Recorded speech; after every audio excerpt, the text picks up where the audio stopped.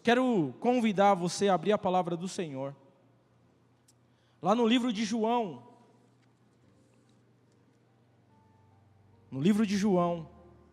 no capítulo 4, o texto, a mensagem de hoje é Jesus, fonte de águas vivas. Enquanto você abre esta palavra, já há um mês, Deus vem falando conosco, e é interessante que o pastor pregou, sobre João 4 no domingo agora, mas ele pregou sobre a adoração, e nós vamos meditar um pouquinho antes, algumas coisas antes, que nós vamos entender que Jesus é a fonte de águas vivas. Quem achou, diga amém. Quem não achou, diga misericórdia. Nossa. Amanhã, das 8 às 9, escola bíblica, primeira turma. Segunda turma, das 9 às 10. Às 10 horas nós temos o TLC. Meio-dia, almoço da casa do pastor. Não, irmão, pelo amor de Deus. Já pensou? Mas pode levar lá, um almoço para os pastores, vai ser chique, hein? Amém? Glória a Deus. Diz assim, João capítulo 4, a partir do versículo 1.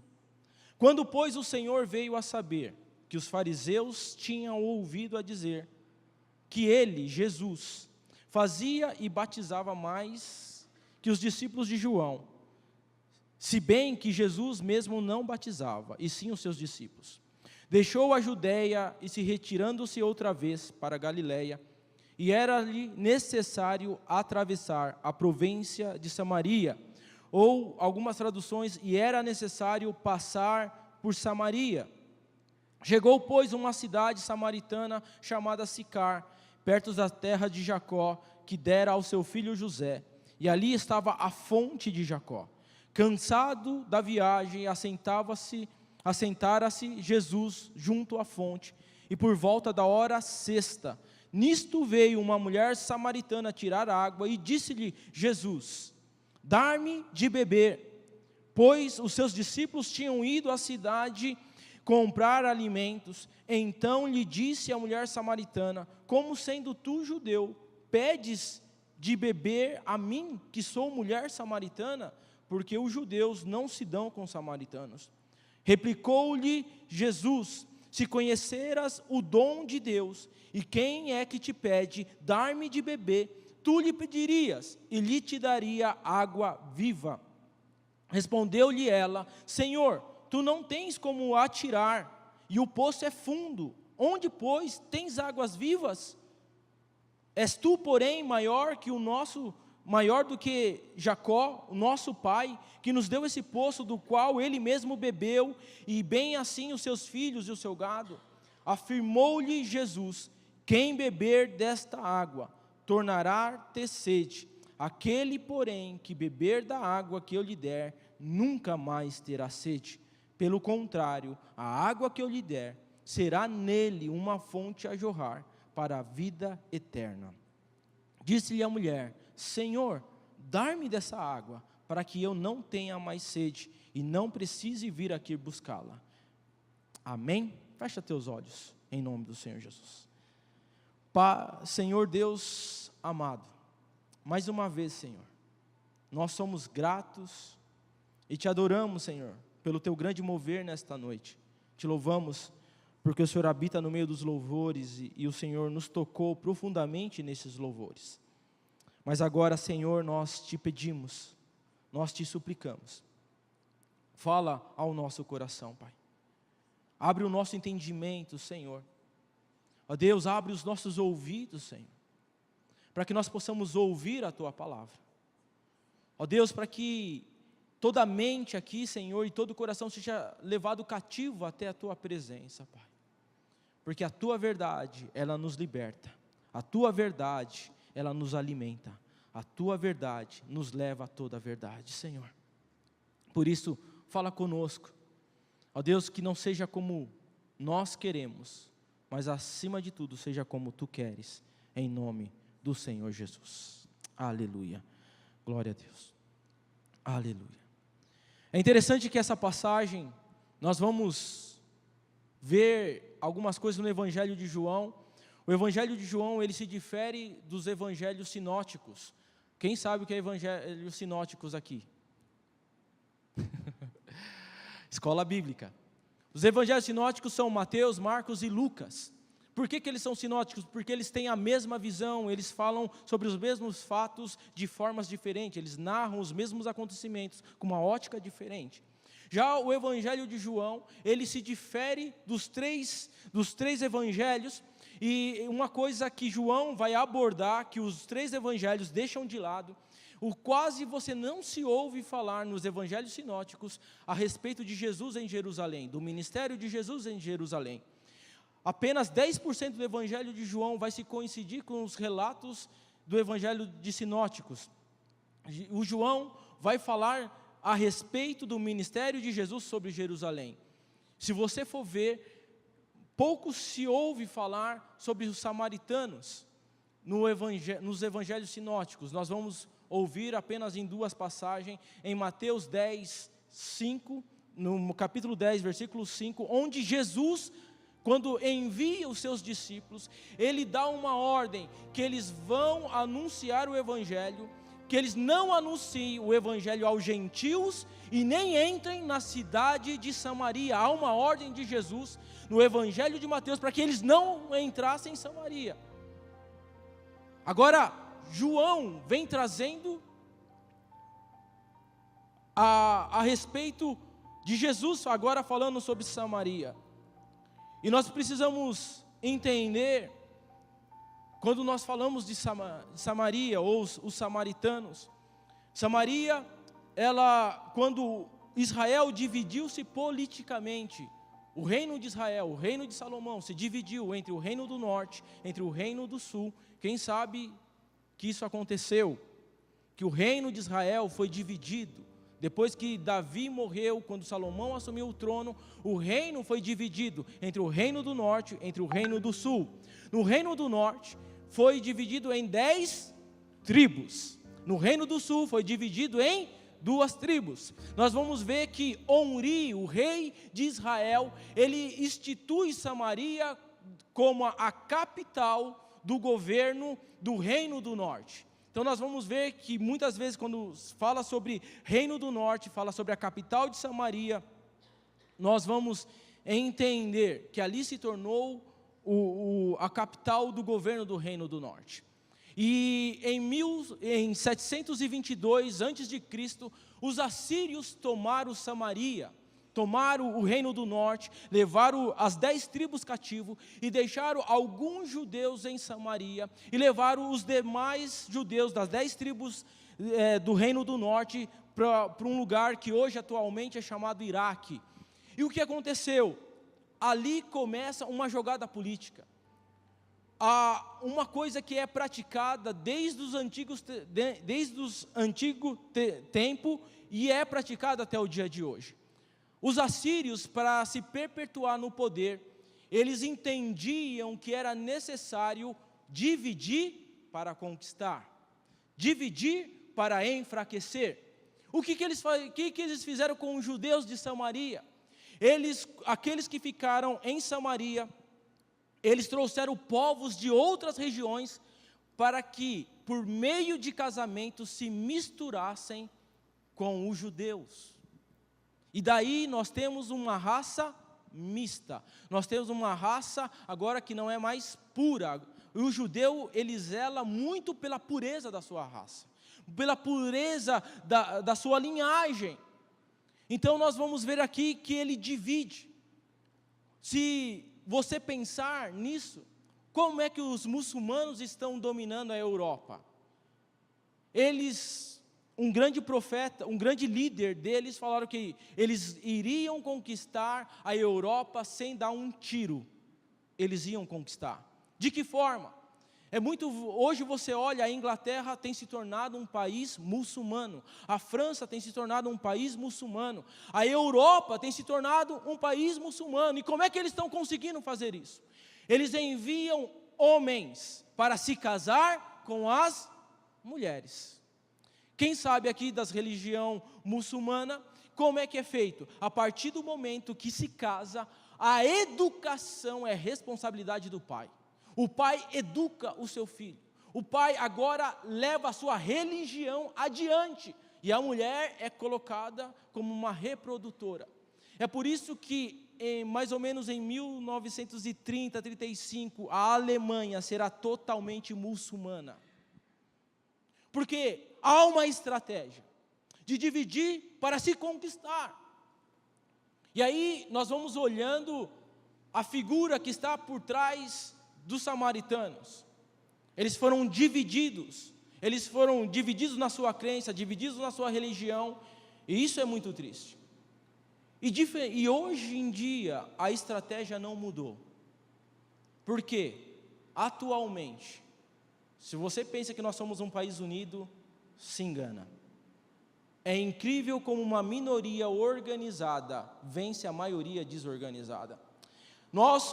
Vocês vão perceber que se vocês lerem ao longo da história, muitas das ideias que você tem na cabeça não são suas ideias. São ideias vendidas pela mídia, ideias vendidas pelo cinema, pelos meios de comunicações. Vocês vão ver que muitos dos seus pensamentos são pensamentos que não são de Deus. Você quer ver uma coisa? Todo mundo acredita no direito igual, sim ou não? Sim ou não? Nós queremos um país igual a todos, sim ou não? Como é que eu posso querer um país igual a todos quando eu beneficio cotas para negros? Vocês acreditam que o valor da vida de um homem é o mesmo valor da vida de uma mulher, e a vida de uma mulher é o mesmo valor da vida de uma criança? Quantos acreditam que a vida só tem um valor? Por que então você defende que para crime para mulher a pena tem que ser maior? Por que você defende que a pena para criança tem que ser maior? Por que você defende que o crime contra o homossexual tem que ser maior? Se é vida.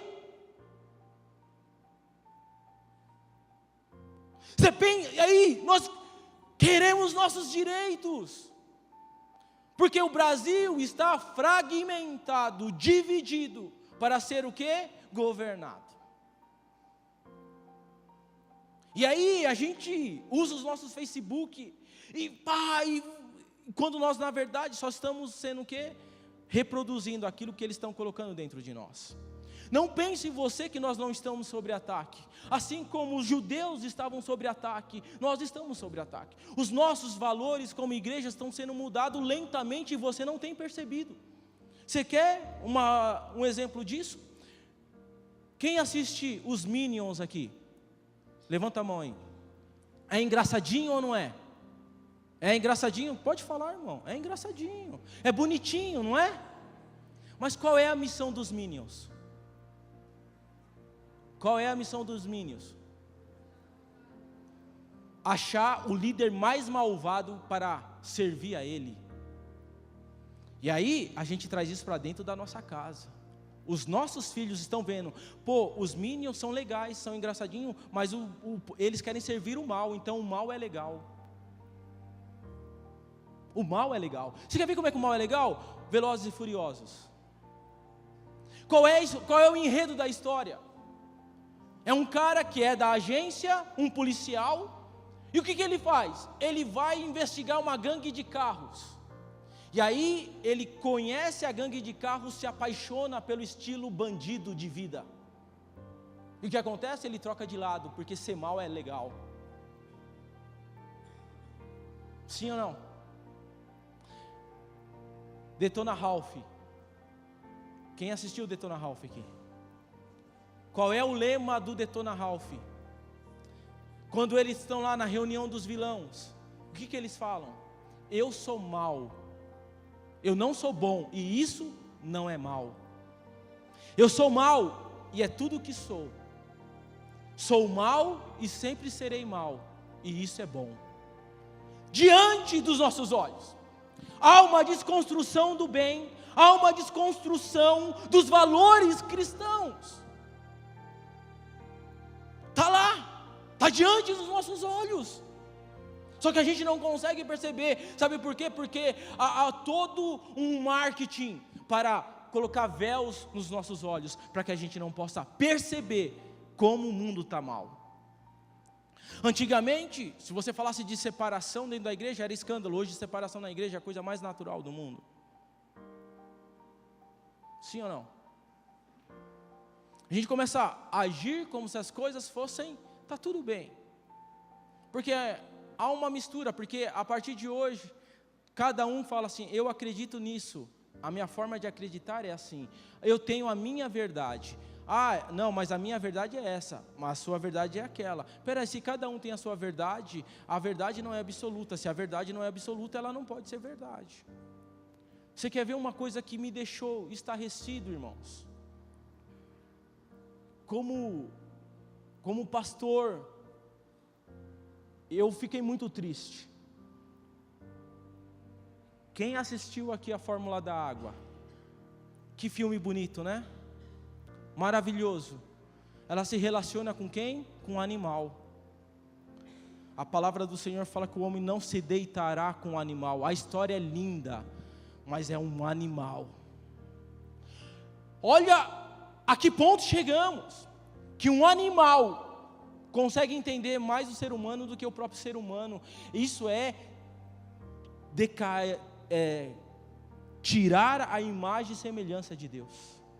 Cara, eu e você somos a imagem e semelhança de Deus. Você consegue entender isso? Como é que nós podemos nos relacionar com o animal e achar isso bonito? E, e a gente assiste e aplaude e não vê o mal que está por trás disso. Lá em Isaías, no capítulo 5, você vai ver um monte de ais, e lá está escrito, ai daquele que faz do mal o bem, e faz do bem o mal. Isso é muito sério. Um outro filme que me deixou estarrecido e me choca, quando os irmãos assistiram a Cabana, e falaram que a Cabana é um filme de Deus, que é um filme maravilhoso, que choraram rios de água. Eu falo, Jesus, abre os nossos olhos, que não é possível que a cegueira tomou conta de nós. O enredo do filme, sabe como é que começa? O livro, sabe como é que começa? Começa falando que um pai, ele lê a história todos os dias para sua filha. E ele lê uma história de uma indígena para sua filha. E aí, um dia, ele lê a lenda para sua filha, e quando a sua filha termina, ela fala assim, então a história de Jesus é lenda? Aí ele fala, não, a história de Jesus não é lenda, é verídica. E aí aí ela fica assim, não, mas se é uma lenda, o que ele faz? Ele simplesmente fala assim, não filha, quer saber? Essa história também pode ter acontecido. Ele trouxe todas as lendas no mesmo patamar do que Jesus fez por nós. Aí, irmãos, entenda uma coisa em nome do Senhor Jesus Cristo. Não tem nenhum problema de Deus aparecer como mulher, amém? Amém? Amém? Não tem nenhum problema de Deus aparecer como mulher. Mas espera aí, todas as vezes que Deus se apareceu como um homem, foi homem. Aí Deus se aparece numa forma de mulher, mas com nome masculino. Isso é o quê? Ideologia de gênero, gente. A desconstrução de Deus, a desconstrução da paternidade, a desconstrução do sexo masculino. Não tem nenhum problema se é mulher, porque ele deveria ser chamado de mulher, não de homem. Mas aí a gente aplaude um filme desse. Aí ele fala no filme, eu vim estabelecer o cristianismo. Aí ele fala, que cristianismo? Eu não vim estabelecer cristianismo. Aí fala, eu vim estabelecer a igreja. Aí Jesus fala, que igreja? A igreja é uma instituição feita por homens, por religiosos, eu não tenho nada com isso. Então o que Jesus disse na sua palavra? Eu edificarei a minha igreja, e as portas do inferno não se prevalecerão contra ela.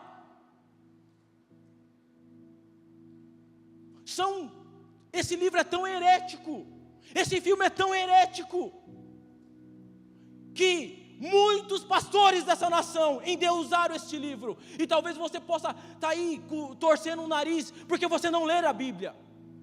Você precisa ler a Bíblia, você precisa conhecer a verdade, porque conhecereis a verdade e a verdade vos libertará. E quando ele fala assim, Deus fala, olha as minhas marcas, espera aí, foi Deus que foi crucificado com Jesus ou foi Jesus que foi crucificado? Isso se chama, sabe o que? Uma heresia chamado patricionismo. E o livro é totalmente de um cunho espírita e não cristão. Você já leu sobre esse autor? Esse autor é um desigrejado, revoltado com a igreja. Ele não acredita na igreja, ele não acredita no evangelho. E a gente traz todas essas coisas para dentro de nós. Nós estamos sob ataque, assim como Samaria estava. Samaria estava sob ataque e está no nosso meio. Nós precisamos conhecer a história, igreja. Nós temos que parar de reproduzir o que nós estamos ouvindo, não. Nós temos que ler as Escrituras, nós temos que nos mergulhar. Porque quem não conhece a sua história está fadada a repeti-la. Vocês são jovens, vocês precisam acordar, vocês precisam conhecer a história verdadeira. E aí, os samaritanos se misturaram. E a partir daí, quando os judeus voltaram do cativeiro, começaram a ver os judeus que eram os samaritanos, não mais como judeus. O judeu olhava para o samaritano e falava assim, ó, você não é judeu, você é gentil. O gentil olhava para o samaritano e falava para o samaritano, você não é gentil, você é judeu. O judeu começa a representar uma raça agora excluída, renegada, tanto para um lado como para o outro. É interessante nós entendermos a figura que está por trás do judeu, do samaritano, porque a palavra do Senhor diz da seguinte forma, lá em Efésios: portanto, lembre-se que anteriormente vocês eram gentios por nascimento, chamado para a incircuncisão, o que chamavam circuncisão, feito no corpo por mãos humanas, e que naquela época vocês estavam sem Cristo, separados da comunidade de Israel, sendo estrangeiro quanto às alianças da promessa, sem esperança em Deus no mundo. Mas agora, em Cristo Jesus, vocês, que antes estavam longe, foram aproximados mediante o sangue de Cristo. Pois Ele é a nossa paz, o qual ambos fez e destruiu o muro da inimizade, anulando no seu corpo a lei dos mandamentos que ordenavam expressas ordenanças, com o objetivo de criar em si mesmo, dos dois, um novo homem, fazendo a paz e reconciliando com Deus, os dois em um só corpo. Quem é? Os samaritanos. Não é judeu. O judeu olha para o samaritano e fala, não, você não é judeu, você é gentil. O gentil olha para o samaritano e fala, você não é gentil, você é judeu. Agora, a figura que está por trás do samaritano é Jesus. Jesus está falando que no corpo dele, ele juntou gentios e judeus, com o vínculo da paz. Então Jesus está falando que ele derrubou o muro da inimizade. Ele derrubou o muro da cultura, das raças, das etnias, das barreiras sociais, porque ser samaritano nesta época, o judeu considerava o samaritano como imundo. Quando os discípulos iam comprar alimento, lá em Samaria, para um rabino judeu, comprar comida com um samaritano era o mesmo que comer carne de porco. O samaritano expressava a escória do mundo. O samaritano representava o lixo do mundo. Tanto é que quando nós vamos ler que Jesus, ele passa por Samaria, que em Mateus, no capítulo 10, versículo 5, ele pede para que não passe por Samaria. Agora o Senhor, ele fala, era necessário que passasse por Samaria. Por quê? Porque Jesus tem a hora certa. É interessante que Jesus, ele vai trabalhar com a hora certa. Nós precisamos entender que Deus, Ele é Senhor do tempo, o Senhor, Ele é Deus de todas as coisas. O grande mal é nós queremos apressar o tempo de Deus. Quando nós entendemos que era necessário, em Mateus 10, versículo 5, não era necessário, mas agora era necessário passar por Samaria, porque era o tempo chegado de Samaria, dos judeus conhecerem a Jesus. É interessante que, se você for ver, em João 2,4, o Senhor vai falar, não é chegado a minha hora. Em João 7,30, Ele vai falar, não é chegado a minha hora. Em João 8,20, Ele vai falar, não é chegado a minha hora. Já em João 14,31, Ele diz, é chegado a minha hora. O que isso nos ensina? Ensina que Deus tem o tempo certo para a nossa vida. Deus está no controle de todas as coisas. O que nós precisamos entender e nós precisamos confiar é que Deus tem o tempo certo na nossa vida. Nada foge ao controle de Deus. E nós nos desesperamos contra o tempo, mas Ele é Senhor do tempo, Ele é Senhor de tudo. Nós ficamos com medo de que as coisas não vão acontecer. Deixa eu te falar uma coisa. Fiel é aquele que vos prometeu para vos cumprir a palavra que foi liberada sobre a sua vida. Ele há de cumprir, porque quem falou, Ele vela por cumprir a tua palavra. Só que o que a gente faz? A gente quer adiantar os passos. Quantos aqui estão com os passos adiantados sobre a sua vida? Estão vivendo coisas fora de época, estão vivendo fora de tempo, fora de propósito. Estão experimentando coisas que não era para você estar experimentando. Estão vivendo coisas que não eram para vocês estar vivendo. E tudo isso traz o quê? Um grande atraso na nossa vida. A responsabilidade é nossa. Se de fato nós cremos que Deus, Ele tem o controle de todas as coisas, resta nos esperar e confiar nele. Ficarmos confiantemente nele e esperar que Ele vai cumprir aquilo que Ele prometeu. Não queira dar uma forcinha para Deus.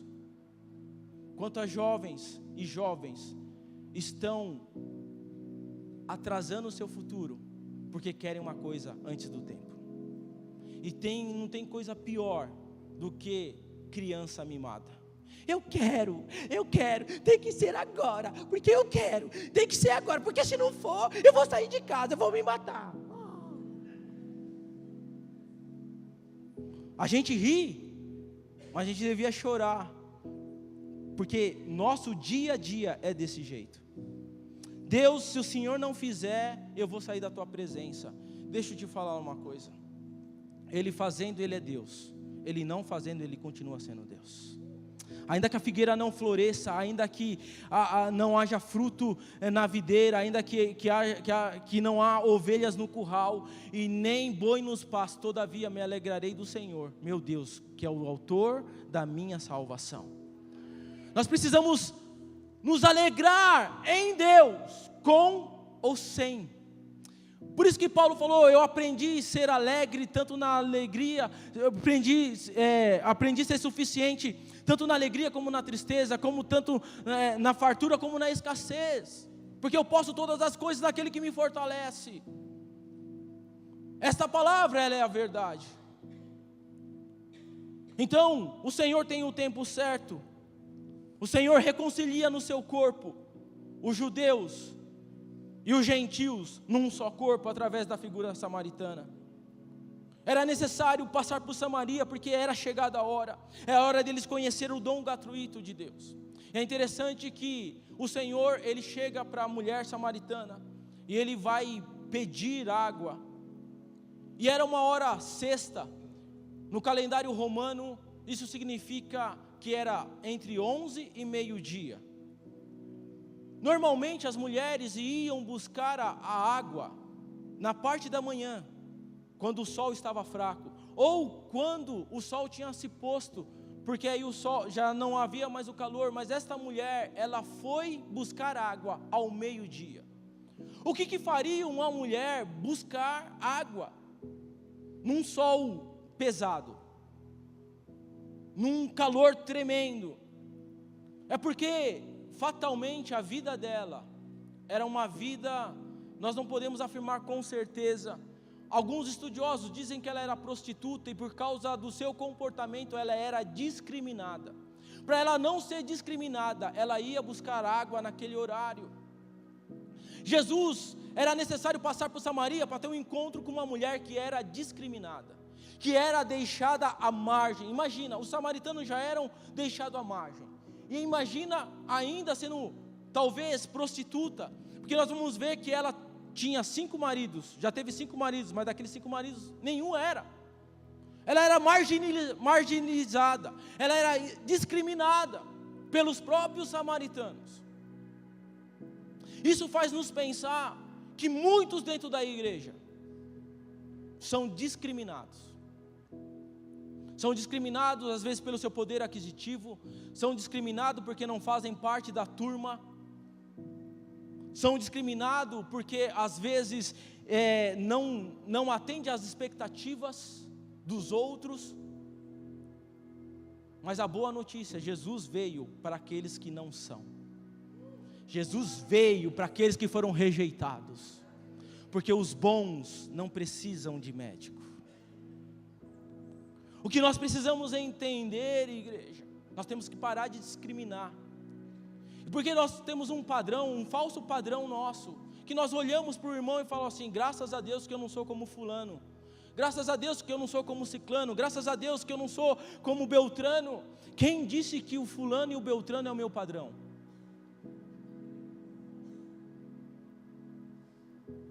A gente olha para o homossexual, nossa, misericórdia, o sangue de Jesus tem poder. Mas deixa eu falar, o mentiroso vai para o mesmo lugar, o fofoqueiro vai para o mesmo lugar, o invejoso vai para o mesmo lugar, os assassinos vão para o mesmo lugar. A gente quer falar que o pecado do outro é maior, mas nós deveríamos olhar para nós. E Jesus não olhou para o pecado dessa mulher, olhou para a sua necessidade, olhou para ela. Quando todo mundo se afastou dela, Jesus foi ao encontro dela. Jesus não olhou com assim: sua pecadora, sua prostituta, sua adúltera. Não, Jesus olhou para ela e falou assim: o que eu preciso dar para ela? Ela precisa de água, mas não dessa água, deste poço. Ela precisa de águas vivas. Ela precisa de uma água que vai saciar a vida dela, que vai alimentar o espírito dela, que vai guiar ela. Porque ele fala: olha, se você conheceras o dom de Deus. Qual é o dom de Deus? O dom da vida, o dom da salvação. Nós precisamos conhecer o dom de Deus, o dom da salvação. Sabe por quê? Porque pode faltar roupa para nós, pode faltar comida para nós, pode faltar o teto para nós, pode faltar todas as coisas, mas se nós tivermos a salvação em Cristo Jesus, nós temos tudo. A salvação é a coisa mais preciosa que eu e você podemos ter. E o que Deus quer? Ele nos deu salvação, para que nós pudéssemos comunicar salvação com aquele que não tem salvação. Quando nós olharmos um pecador, quando nós olharmos uma pessoa que não tem Jesus, nós temos que não olhar com um olhar de condenação, mas olhar assim: cara, ali é um campo missionário, ali é uma oportunidade do milagre de vida acontecer sobre a vida dela. Ali é uma oportunidade da restauração de Deus chegar até o coração dela. É uma oportunidade de Deus ser uma testemunha do Senhor, fazer com que as pessoas se acheguem e não fazer com que as pessoas se afastem. Os judeus têm o seu padrão religioso e muito elevado, chega a ser até bonito, mas não funciona porque ele precisa de Jesus. Na cruz do Calvário, judeus e gentios, reis e assassinos precisam se curvar para ter salvação. A cruz nos nivela. Aqui há a igualdade de verdade, porque só Jesus pode nos salvar. Quando ela chega e fala, como tu sendo judeu fala comigo, ela se espanta. Tipo, eu sou imunda, você é um rabino, como é que um rabino pode se dirigir a uma pessoa imunda como eu? Uma pessoa leprosa como eu? Uma pessoa que pecou? Porque a verdade é, irmãos, só nós sabemos o pecado que cada um aqui comete. Só você sabe o pecado que você comete. Só você sabe o que você faz quando ninguém está vendo. E o nosso padrão na frente dos irmãos é alto. Aleluia, glória a Deus, vaso, manto, terra. Mas quando nós estamos só, vou lá e ninguém está vendo. E aí Jesus fala, se você soubesse quem te pedes, eu te daria fontes de água viva. E ela fala assim, como assim? És tu maior que Jacó, o nosso pai, que nos alimentou, que deu de beber deste poço, que ele mesmo bebeu, que depois deu para os seus filhos, ou até os bois beberam. É interessante que a água aqui do poço de Jacó eram cisternas, que não era uma fonte contínua, mas eram águas paradas. Deixa eu falar uma coisa para você, água parada da dengue. Crente parado da dengue. Quando Jesus está falando de águas vivas. Isso faz nos refletir de que fonte você tem bebido. De que fonte você tem matado a sua sede. Deixa eu falar uma coisa, quando você bebe uma água contaminada, fatalmente você vai ter um grande problema, você vai ser contaminado. Eu quando cheguei aqui em Vilhena, nos meus primeiros meses, eu bebi a água daqui, peguei uma infecção no intestino. Meu irmão, 3 meses passando mal, aí tomei remédio, antibiótico, aí pareceu que melhorou. 1 mês depois, a bactéria só mascarou, veio pior. Tudo porque eu bebi fonte de uma água contaminada. E eu quase morri. Deixa eu te falar uma coisa em nome do Senhor Jesus, igreja. Os samaritanos bebiam do poço de Jacó, da religião de Jacó. Tanto é que eles agora não iam mais a Jerusalém adorar. Eles vão encontrar uma discussão lá na frente falando sobre o quê? Aonde nós devemos adorar? Em Jerusalém ou no poço de Jacó, ou no monte de Jacó? Porque a religião, ela cria dogmas. O padrão de adoração é esse. O padrão de oração é aquele. O padrão de cristão é esse. O padrão. A adoração só é se for dessa forma. A adoração só é se for assim. Quem disse? Para muitas igrejas, o que nós fizemos aqui é trazer o mundo para dentro da igreja. Mas a palavra do Senhor fala: todo aquele que tem fôlego, louve ao Senhor. Louve ao Senhor com toda a sua força, louve ao Senhor com toda a sua mente, louve ao Senhor com toda a sua alma, louve ao Senhor de todo o teu coração. Se você acha que está pulando é louvar ao Senhor, então pule. Se você acha que bater palma é louvar ao Senhor, então bata palma ao Senhor, porque o salmista diz: batam palmas os montes, rugem os mares ao som do seu nome, do seu poderoso nome. E aí eu falo, nossa, aí o irmão começa a pular, nossa, quer se aparecer. A religião faz isso. Mas Deus, Ele olha para o nosso coração, porque é chegada a hora que Ele busca verdadeiros adoradores, que o adoram em espírito e em verdade. Só Deus sabe como é que está o meu coração, só Deus sabe como é que está o meu interior. E eu começo a adorar ao Senhor. E aí o Senhor começa a falar para ele, para ela: olha, você precisa beber desta água. Isso me faz pensar, que água nós estamos bebendo? Talvez, deixa eu te falar em nome de Jesus, com todo amor e carinho, talvez você só tenha bebido água da religião, você não tem conhecido a Cristo. Porque a gente olha, e hoje em dia, as redes sociais é o maior termômetro de quem você bebe água. E a gente olha assim, irmãos da igreja seguindo pessoas, curtindo coisas que é contra o cristianismo. Pessoas que curtem a sensualidade, a nudez, a promiscuidade. Ele só não curte, como ele segue. Você que é pai, tem algum pai aqui? Tem mais algum?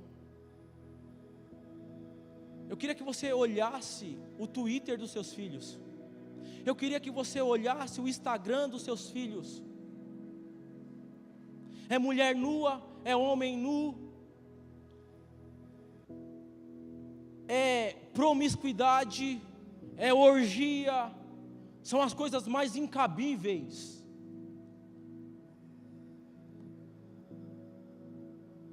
E é a geração que está dentro da igreja. Aprenda uma coisa, em nome de Jesus, nós seres humanos, quando ele fala, olha, ele sabia do vazio da alma dela.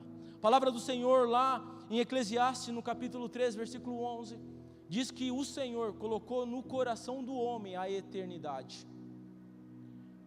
A palavra do Senhor fala que Ele é o Adonai, o Elohim, o Eterno. Ele colocou Ele dentro do nosso coração. Isso nos ensina que só tem uma coisa que pode nos saciar: Ele. Só Ele pode preencher o vazio do teu coração.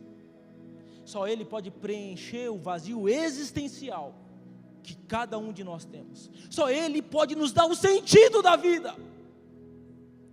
O homem, ele é insaciável por natureza. A essência do homem é ser insaciável. Sabe por quê? Você bebeu água agora, daqui a pouco você vai beber, porque você vai ter sede de novo.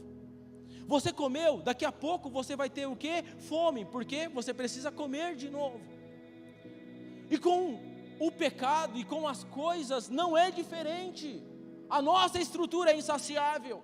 Quantas vezes você que está sentado aí falou: Senhor, eu só vou fazer dessa vez, eu prometo que é só dessa vez. Você faz dessa vez, você faz da segunda, você faz da terceira, você faz da quarta. Enquanto você não quebrar a cara, você vai fazendo. Senhor, eu vou só espiar dessa vez. Não. Aí quando você vai jogar, o que você faz? Só mais uma, só mais uma, só mais uma. E quando você viu, você passou a noite jogando. E aí não te saciou. Por quê? Porque sempre você vai querer mais. Você sempre vai querer mais. É por isso que se você beijar na boca, você vai querer beijar, e vai beijar, e vai beijar, e isso não vai te saciar. E aí, conheceu a fruta, o que acontece? Você vai passar na mão de um, de outro, de outro, de outra, e o que vai acontecer? Você vai se sentir um lixo usado e jogado, sem valor algum. Sabe por quê? Porque Davi, quando ele fala, Senhor, o teu amor me traz prazer, ele está falando que o amor dele por Deus, ele está na presença de Deus, era um prazer maior do que ele ter uma relação sexual com uma mulher. Temos esse prazer de estar na presença de Deus, de conhecer esta água, a ponto de deixarmos tudo, deixarmos o pecado para trás, de renunciarmos o pecado, de deixarmos os prazeres do mundo. Mas nós estamos nos alimentando da noite, nós estamos nos alimentando de bebidas, nós estamos nos alimentando de tantas coisas, mas não tem matado a nossa sede, porque nós temos bebido em fontes erradas. Olha o que diz a palavra do Senhor, Olha o que ele diz a Israel: o meu povo cometeu 2 crimes, me abandonaram a mim, a fonte de água viva, e cavaram cisternas próprias, cisternas rachadas que não retêm água. Estes homens são fontes sem águas, névoas impelidas pela tempestade, escuridão e trevas lhes será reservada. Há uma fonte de Deus, há uma água de Deus verdadeira, que se você beber dela, sabe o que é o maravilhoso? Ele só não vai matar a sua sede, mas Ele vai colocar a fonte dentro de você. É por isso que você não vai ter sede, sabe por quê?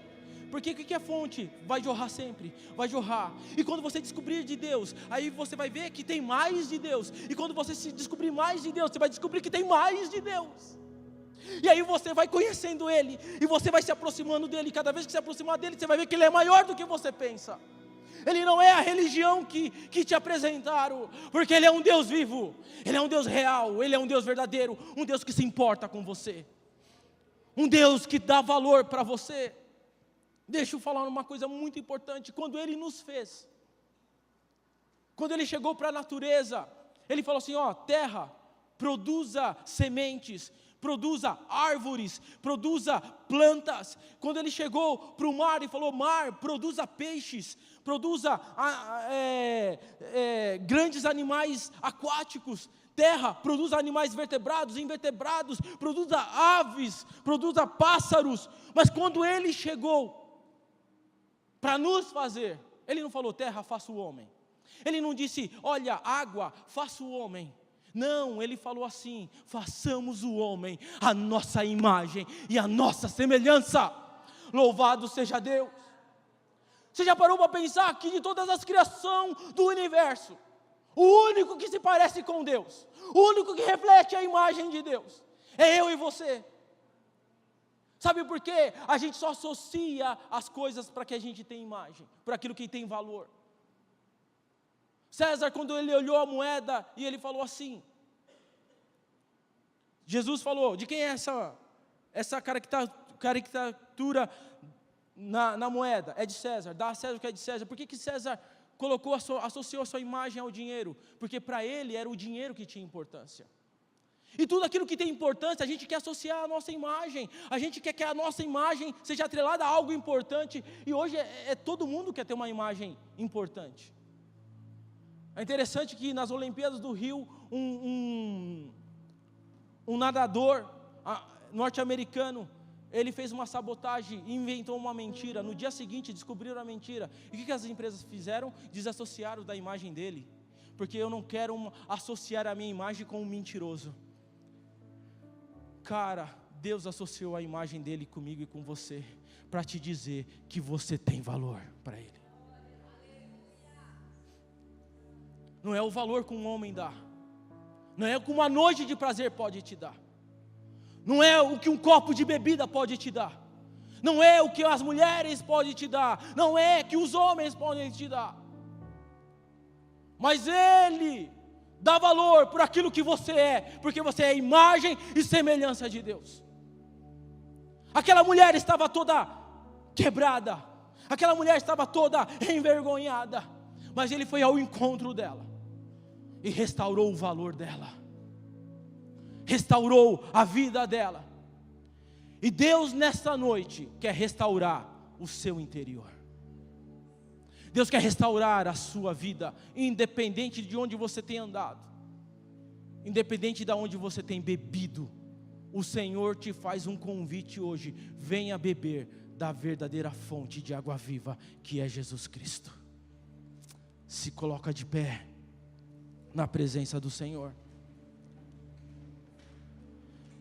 A palavra do Senhor diz: no último dia e mais importante da festa, dia de festa, Jesus levantou e disse em alta voz: se alguém tem sede, venha a mim e beba. Quem crer em mim, como diz as Escrituras, do seu interior fluirão rios de águas vivas. E será toda criatura vivente que passar onde quer que entrar, e esses rios viverá. E haverá muitíssimo peixe, porque lá chegarão a estas águas, e serão saudáveis, e viverá por onde quer que esse rio entrar. Você quer que esse rio passe sobre a sua vida? Fecha os teus olhos. Há um rio de Deus. Há um rio de Deus neste lugar. E o Espírito de Deus passeia no nosso meio. E o rio de Deus, Ele quer entrar na sua vida. Ele quer passar no seu coração. Ousadamente no Senhor eu falo. Jovem, por onde você tem andado, não foi por aí que o Senhor te chamou. Não foi para aí que o Senhor te fez. Neste caminho você encontrará dor, sofrimento e desprezo. O Senhor diz na sua palavra: lavai-vos, purificai-vos, tirai toda a vossa maldade dos vossos atos diante dos meus olhos. Cessem de fazer o mal, aprendei a fazer o bem, procurai o que é justo, ajudai o oprimido, fazei justiça ao órfão, tratai das causas da viúva. Há um rio de Deus neste lugar. Eu quero que você, se você puder apagar a lâmpada aqui,